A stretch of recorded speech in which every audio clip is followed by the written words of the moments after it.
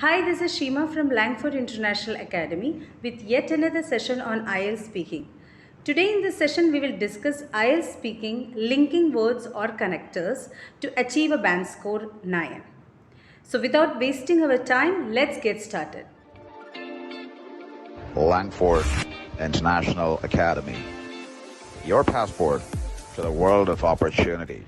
In IELTS, linking words or connectors help the test takers impressively structure the sentences that they are going to use in a given topic. These words must come naturally. These connectors are really important to show how well you organize your ideas. When you want to describe a time in a sentence, you can use at present, at the moment, these days. At present, there are no openings in our company.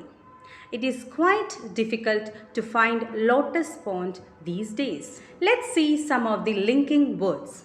Contrasting words like even though, although, despite, yet, however.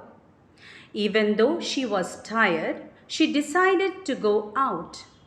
Although she studied hard for her exam, she failed.